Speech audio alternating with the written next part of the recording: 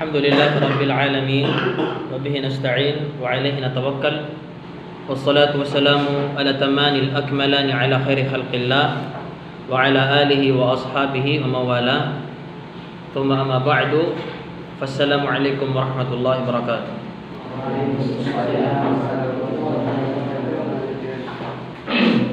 Kahapon natapos natin yung surah Al-Fatiha. Naiwan lang sa suratul Fatiha yung mga fawaid, no? Ngayon, naisip kong talakayin sa inyo yung ayat sa suratul Luqman. Ayat number 16, number 12 hanggang number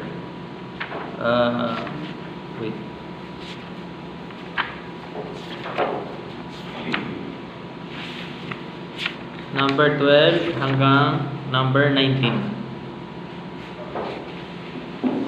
Ito yung tinatawag na wasaya Luqman. Mga wasyat, mga payo, tagubilin ni Luqman. Yung Luqman, yung mga ulama sa tafsir, iba-iba sila ng opinion kung anong meron kay Luqman alayhi salam. Sabi ng Ibn Kathir, aktharun nasi ala annahu laysa binabi. Sabi ng Imam Ibn Kathir, ang karamihan sa mga ulama, kanilang sinabi na si Luqman, siya ay hindi nabi. Hindi nabi si Luqman. Hindi siya katulad ng Musa, Zakaria, Ibrahim, Isa, yung mga nabi na kilala natin, Anbiya. Pero may mga ulat, kakaunting ulat, na siya daw ay nabi. Pero ang jamhur, ang majority ayon kay Ibn Kathir, si Luqman alayhi salam hindi siya propeta. Si Sheikh Uthaymin doon sa tafsir niya, si Luqman alayhi salam as-sahih annahu laysa binabi. Ang pinakamalakas na opinion, si Luqman, pinababasa natin sa suratul Luqman na pangalan niya Luqman, hindi siya propeta. Wa innama huwa rajulun hakimun dhu amrin rashid. Subalit si Luqman, siya ay isang lalaking hakim. Ibig sabihin ng hakim, malalim ang pangunawa, no? Wise man sa English. Dhu amrin rashid. Nasa kanya yung mga bagay-bagay na patnubay. Ibig sabihin, kapupulutan siya ng aral, no? Magagabayan yung mga tao sa mga salita niya. Diba sa suratul Fatiha nabanggit natin yung dilala, al-irsyad, hidayatul dilala wal irsyad, no? Si Luqman kabilang siya sa mga tao pag nagsalita, yung salita niya e-effect sa mga tao. Naintindihan? A'tahu Allah Ta'ala hadhihi al-hikmah. Sabi ni Sheikh Uthaymin, siya ay ginawaran ng Allah ng hikmah, malalim na pangunawa at kaalaman. Gaya ng sinabi ng Allah sa suratul Luqman, وَلَقَدْ آتَيْنَا لُقْمَانَ الْحِكْمَةَ أَنِ اشْكُرْ لِلَّهِ. Yung hikmah, kailangan to ng bawat isa. Ibig sabihin ng hikmah, yan yung paggawa ng isang bagay sa kinalulugaran niya at sa panahon niya. No? Sa suratul Baqarah, sinabi ng Allah, وَمَنْ يُؤْتَ الْحِكْمَةَ فَقَدْ أُوتِيَ خَيْرًا كَثِيرًا. يؤتي الله الحكمة من يشاء ومن يؤت الحكمة فقد أوتي خيرا كثيرا وما يذكر إلا أولو الألباب. Ang Allah, binibigyan niya ng hikmah ang taong nanaisin niya. And then sinabi ng Allah, وَمَنْ يُؤْتَ الْحِكْمَةَ, at sino man ang gawaran ng hikmah, sino man ang bigyan ng hikmah, فَقَدْ أُوتِيَ خَيْرًا كَثِيرًا. Katunayan na naibigay sa kanya ang napakaraming kabutihan, no? Ibig sabihin, kailangan lagi nating ipinagdudua sa Allah na gawaran tayo ng hikmah, no? Yung Ibn Abbas, nung bata pa lang siya, kinarga siya ng Rasulullah. And then ipinagdua siya ng Rasulullah, Allahumma atihi al-hikmah wa 'allimhu at-ta'wil. Ya Allah, bigyan mo po ito ng hikmah at ituro mo sa kanya ang ta'wil, yung tafsir. So yun ang dahilan bakit si Ibn Abbas naging bahrul ummah, naging siya, malawak na alim, malawak yung kaalaman niya sa Islam. So ang pinakamalakas na opinion, si Luqman, siya ay hindi propeta, no? Siya ay rajulun salih. Rajulun salih. Gaya nung sinabi ng Mujahid, annahu kana rajulan salihan wa lam yakun nabiyyan. Si Luqman ay isang matuwid na tao at kailanman hindi siya naging nabi. No? Kailanman hindi siya naging propeta. Ni isang segundo hindi siya naging nabi. Naintindihan? Sa Tafsirul Muyassar, nabanggit doon si Luqman, siya ay isang karpintero. Kana rajulan najjaran. Alam niyo karpintero? Supando yan. Gumagawa ng bahay, gumagawa ng pintuan, no? Hindi lang siya, yung Zakaria alayhi salam, najjar. So Zakaria alayhi salam, yung tatay ng Yahya, no? Siya ay isang karpintero. Yung Musa, tagapastol ng tupa. Ganon din yung Rasulullah. So Rasulullah na padagang, no? Ibig sabihin, yung occupation ng tao, yung trabaho ng tao, yung profession niya, wala yan sa liit at saka sa laki, no? Para pag anuan mo yung tao, husgahan mo yung tao na hindi na magiging mabuti yung hinaharap niya, no? Siguro kayo pag nakakita kayo ng ganong tao, maisip nyo, ito ano na to, walang-wala na to. Hindi na to magiging mataas, hindi na to tataas, no? Tingnan yung mga ambiya, yung mga trabaho nila, no? Meron pa bang mas tataas sa nabi? Ba't pinapakalawan sa pangkatang rasul lagu ko nabi? Da. Eh na pinakamapuri pangkatang Allah, ulang uno taw na so mga rasul lagu sa mga sugo. Time. Eto binanggit to nung Allah yung wasyat ng Luqman sa anak niya. Tawag dito wasiyatu Luqman libnihi. Tingnan nyo, buong buhay ni Luqman, isa lang ang binanggit ng Allah sa Quran, yung payo niya sa anak niya. Bago yan, sinabi ng Allah sa suratul Luqman, walaqad atayna Luqman al-hikmata an ishkur lillah. Katunayan na aming iginawad kay Luqman ang hikmah. Dito sa tafsir na hawak ko, ibig sabihin ng hikmah, al-isabatu fil qawl wal fiqhu fid din. Al-isabatu fil qawl wal fiqhu fid din. Katunayan na aming ibinigay kay Luqman ang hikmah. Ibig sabihin na hikmah, yun yung tumatama yung sinasabi niya. Ibig sabihin ng tumatama yung sinasabi, maayos yung sinasabi niya, umaakma sa pangyayari. Ibig sabihin, pag nagsalita, hindi problema yung sinasabi niya. Meron minsan na inaayos niya yung alitan ng mga magkakaaway. Instead na maayos niya, mas lalong lumalala. No? So tao, basta di matao kwan, tumanor kurido. So katero yan, basta di mapia. Namas baka la surido. No? Pag hindi nagustuhan ng dalawang panig yung sinasabi niya, baka mas lumala yung away. Si Luqman, ang katangian niya al-isabatu fil qawl. Pag nagsalita siya, naayos niya yung mga bagay-bagay. Wal fiqhu fid din, at malalim ang kanyang pangunawa sa din. Kung ang usapan fiqh, aqida, tauhid, no? Malalim diyan si Luqman alayhi salam. Aming ginawaran o di kaya iginawad kay Luqman ang hikmah, sabi ng Allah, anishkur lillah. O Luqman, ikaw ay magpasalamat sa Allah. So ganito yung ni'ma ng Allah. Kapag tayo nakukuha natin yung ni'ma, yung biyaya ng Allah, kailangan natin magpasalamat. Nabanggit natin sa suratul Fatiha, yung pagpapasalamat nakukuha yan sa pamagitan ng salita, sa pamagitan ng gawa, sa pamagitan ng puso. Bil qalb, bil lisan, wal jawarih. Okay. Yung pagpapasalamat sa Allah, kailangan yan sa lahat ng biyaya. No? Yung Allah, sabi niya sa suratu Ibrahim, wa idh ta'adana rabbukum la in syakartum la azidannakum. No? At ipinaalam ng inyong Rabb, kapag kayo ay magpapasalamat, na kung kayo ay magbibigay ng pasalamat, akin kayong dadagdagan. No? Ang sikreto paano madagdagan yung kaalaman, yung ilmu, magpasalamat ka sa Allah. Ang sikreto para madagdagan yung mal, yung kayamanan mo, magpasalamat ka sa Allah. No? So yun yung sikreto na binanggit ng Allah. Sabi ng Allah, sa suratul Luqman, "Wa may yashkur fa innama yashkuru li nafsi, wa man kafara fa innallaha ghaniyyun hamid." Sino man ang magpasalamat sa biyaya na kanya nakukuha, magpasalamat siya sa Allah, ang kanyang pasasalamat ay para sa kanyang sarili. Ano ibig sabihin na ang kanyang pasasalamat ay para sa kanyang sarili? Kasi nga, pag nagpasalamat ka, dadagdagan ka.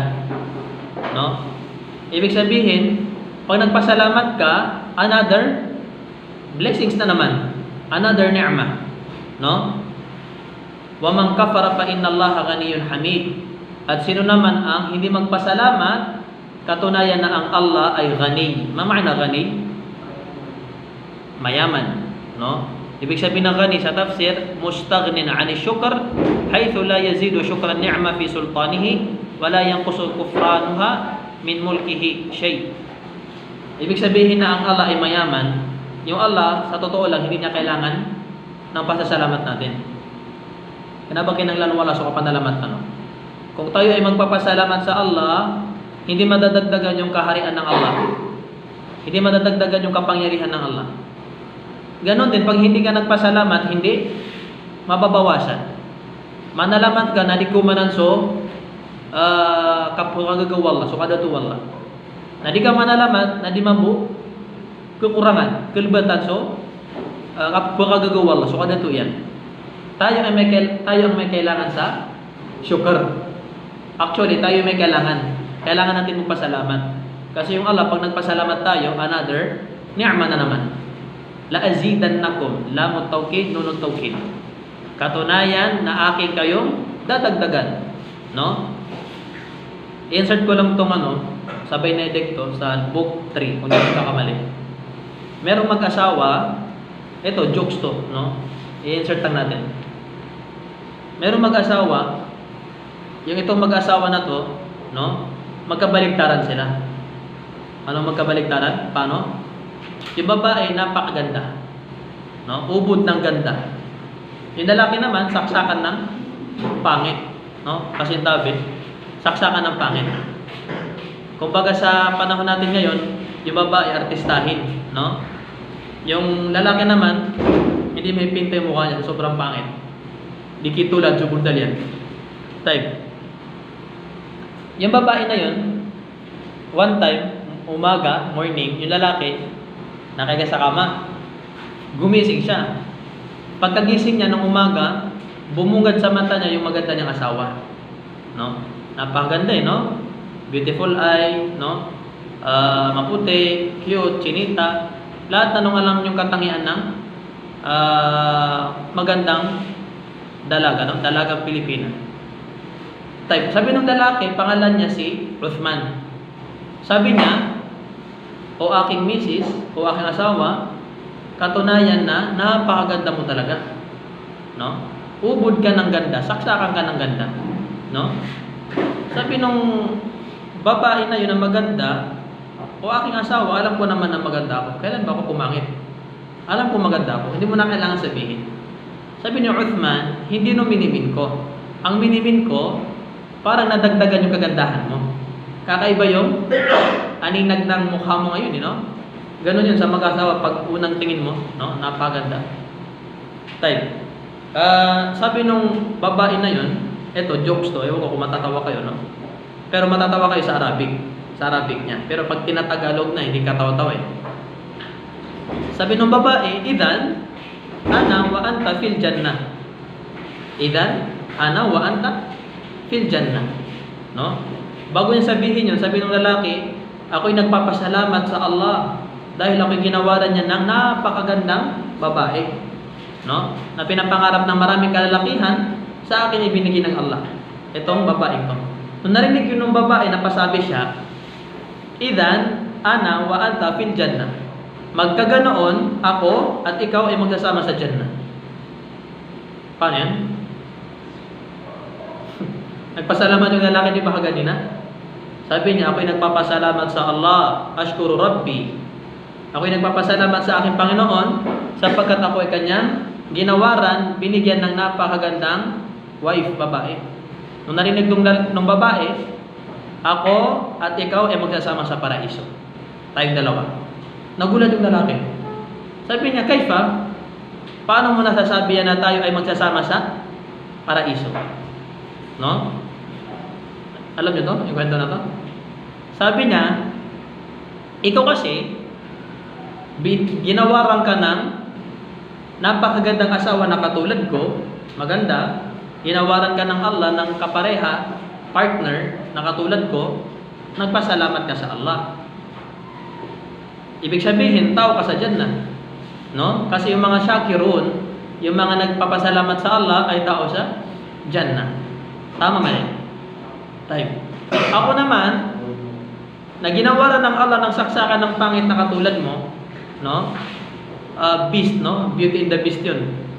Ginawaran ako ng Allah ng asawang pangit na katulad mo, nagsabar ako. No? Ako'y nagtimpi at nagtiis. Araw-araw kitang nakakasalamuha. Nang kumakain ako, kaharap ko, pangit na tao. Matutulog ako, kaharap ko, pangit na tao. Gigising ako, bubungad sa akin, hindi maipintang mukha. Ang ginawa ko, nagsabar ako sa Allah.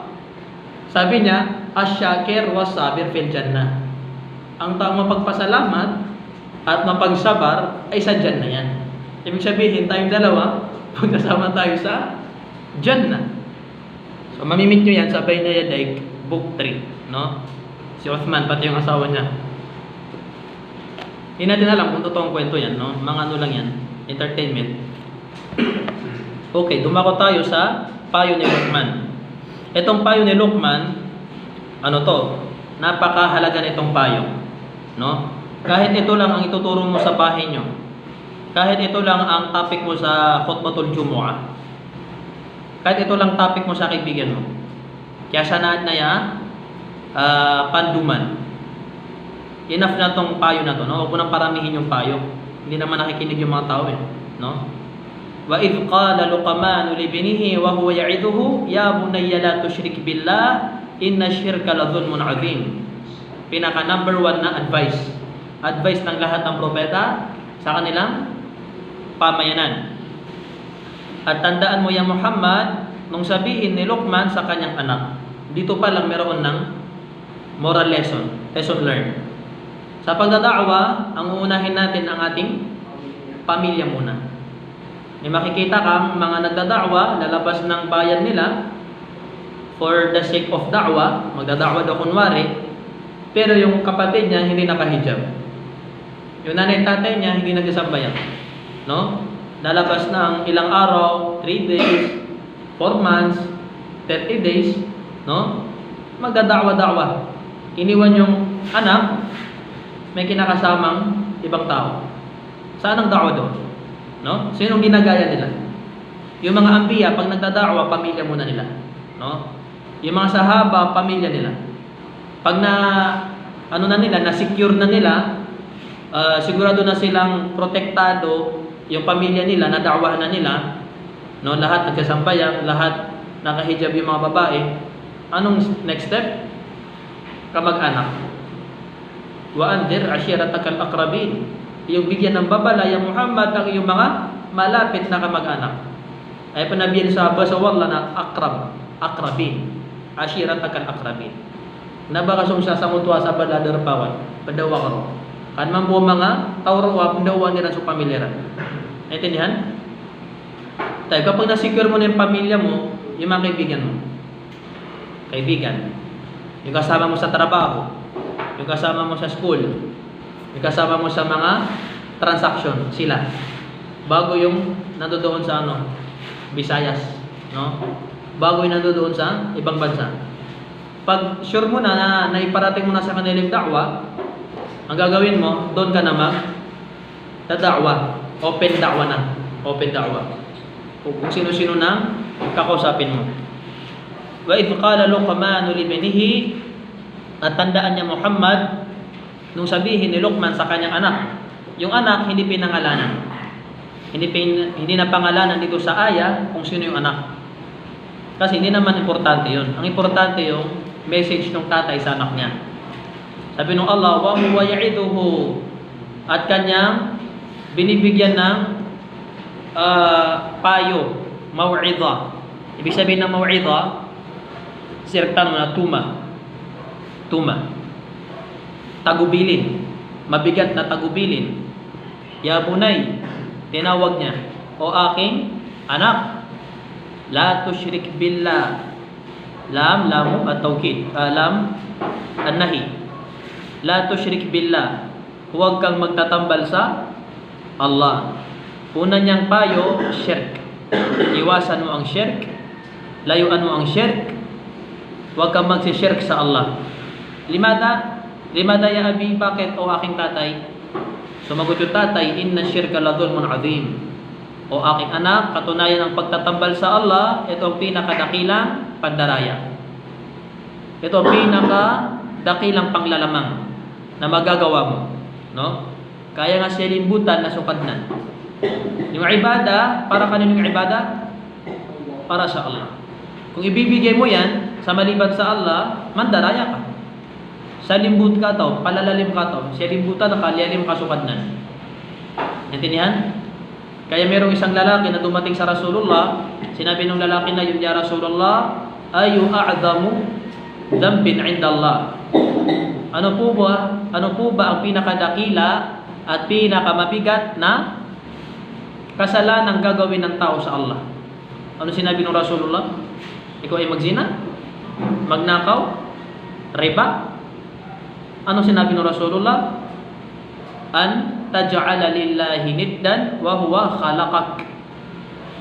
Ang pinakamabigat, pinakamasahol na kasalanan na gagawin ng isang tao sa Allah, na ikaw ay magtuturing ng syarik, nid, kasama ng Allah. Ibig sabihin, meron kang i-recognize na kasama ng Allah, na ang Allah, siya ang iyong tagapaglikha. Nilikha ka ng Allah. Nilikha ka ng Allah, nag-provide siya ng rizki, no? Ginabayan ka niya sa matuwid na pamamaraan dito sa dunya, binigyan ka niya ng kaalaman, no? And then iba pinasalamatan mo, iba ang sinamba mo, iba ang pinanalanginan mo, iba ang pinagkatiwalaan mo, iba ang kinakatakutan mo. So dhulm yun na matatawag, no? Halimbawa niyan, para luminaw sa'yo, sino nagsilang sa'yo, Muhammad Hussein? Nanay mo, no? Nanay mo. Sino nagbigay sa'yo ng damit? Nanay, tatay mo, di ba? Parents. Sino nagpakain sa'yo? Parents pa rin. Sino nagpaaral sa'yo? Pag may problema ka, sino nagre-resolve ba? Parents, no? Lahat ng mabuting nakuha natin mula sa mga magulang natin. Yung mga masama, pinapawala nila sa atin. Time. Magiging tarantado ka, Hussein, kapag iba pinasalamatan mo. Ang pinasalamatan mo, halimbawa, yung nanay ni Muhammad Ali. Ang sinusunod mo yung nanay niya. Kaya nagsilang sa'yo, nanay mo. Nagpakain sa'yo, nanay mo. Nagpaaral sa'yo, nanay mo. Langon no may tumala akin ang lanaka na inibigay lang mo ni kumiyabingan. No? Napakasahol mong bata kung iba ang bibigyan mo ng pasalamat. Yung obedience, yung pagsunod, ang sinusunod mo yung nanay ng kapitbahay mo. No? Kaya kailangan nating sumunod at rumispeto sa ating mga magulang. No? Ganoon din, usapan sa khalq, sa paglikha. Yung Allah, siya yung Rabb. Diba? Siya yung Khaliq. Siya yung Mudabbir. Siya yung Raziq. No? Napakasama ng isang tao na nilikha, iba yung pinasalamatan niya. Ang pinasalamatan niya si Isa bin Maryam. Ang pinasalamatan niya si Uzair. Ang pinasalamatan niya yung bato, pati yung kahoy na hindi nagsasalita. Kaya tinawag ng Allah, inna syirka la dhulmun azim. Kahit yung may utak, no, hindi niya gagawin yan. Ayun, sinagot niya siya yung mga tanong ko. Ang dapat niyang pasalamatan, nanay niya. So ganoon din, ang dapat mong sambahin yung lumikha sa'yo. Si Isa bin Maryam, si Jesus Christ, hindi kanya naman nilikha. No? Hindi kanya naman binigyan ng rizki. Si Uzair, si Gautama Buddha, no? Yung sinasamba ng mga Buddhism. Hindi sila yung lumikha ng mga bagay-bagay. No? So, yung shirk, pinakaunang payo ni Luqman sa kanyang anak. At payo to ng mga ambiya sa kanilang mga pamayanan. Walaqad ba'athna fi kulli ummatin rasulan an i'budullaha wajtanibu at-taghut. Katunayan na kami ay naghirang nagpadala ng mga sugo at propeta sa bawat pamayanan upang kanilang sabihin sa kanilang mga pamayanan, inyong sambahin ng Allah at pakalayuan ang tagut. Okay, ano yung first advice ni Luqman? Pag-iwas sa shirk. Lalayo ng shirk. Lahat ng uri ng shirk. Yung shirkul akbar na tinatawag, yung shirkul asgar na tinatawag. Sabi ng Rasulullah, ittaqu hadha shirk fa innahu akhfa min dabibin namal. Inyong iwasan katakutan ang shirk, sabi ng Rasulullah. Sapagkat yung shirk mas sikreto kaysa sa yapak ng langgam. So dala pa kapilaan. Mas lebi yapag nas agumasulan so dala pa aso shirk adi so dala pa ko pila. Yung mga sahaba sabi nila, ya Rasulullah, papaano naman namin iiwasan ng shirk hindi namin napapansin. No?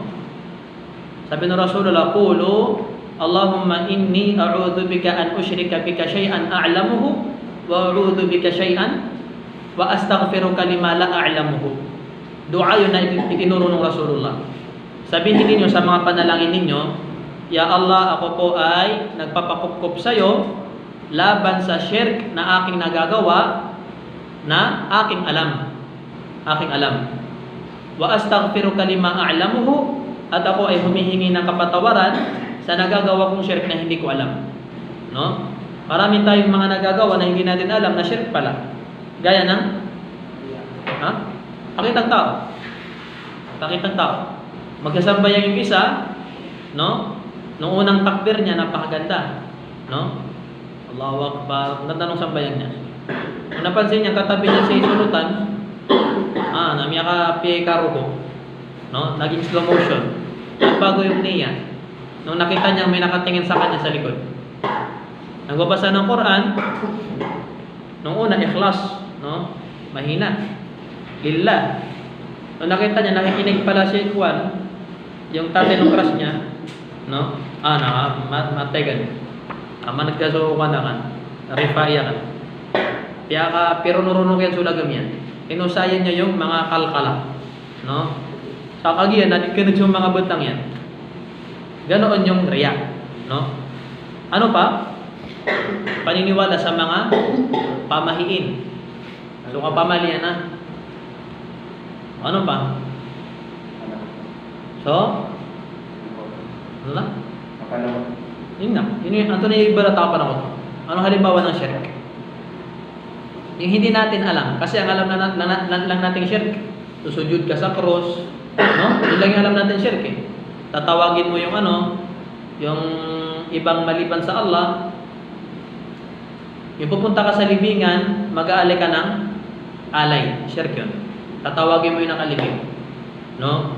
Yung ginagawa ng mga matatanda sa sa probinsya natin, sa pag nanggagamot sila, yung manggagamot, pag-request ng manok, watig yan sa manok kabina ni Iyay. May tama manok kabina ni Iyay na subal yang asang kayawan at taga kayo. Shit. Kausar sa agiman. Kausar sa gayuma. Ang gayuma, para yun sa mga yung gayuma, para yun sa mga desperado na. Yung ayaw siyang mahalin o minamahal niya. Gagawin niya, gagamit siya ng ipinagbabawal ng teknik, no? Yan yung tinatawag na at-tiwala. Sabi ng Rasulullah sa hadith, at-tiwala to syirkun, at-tiwala to syirkun. Ang gayuma ay shirk, ang gayuma ay shirk. No? Yung gayuma, totoo yung epekto niya. Paka-epektos ka niyan. Yan? Ang niyan, mastermind dyan, jinn. Yung jinn, meron silang power na hindi natin kaya. Yung shirk, yung tiwala, shirk yun. Sa tauhid natin, insyaAllah, pag-uusapan natin yung shirk ng malawak. And then yung second advice ni Luqman, isusunod natin sa next dars. Subhanakallahumma wa bihamdik, asyhadu an la ilaha illa anta, nastaghfiruka wa natubu ilaik. Assalamualaikum warahmatullahi wabarakatuh.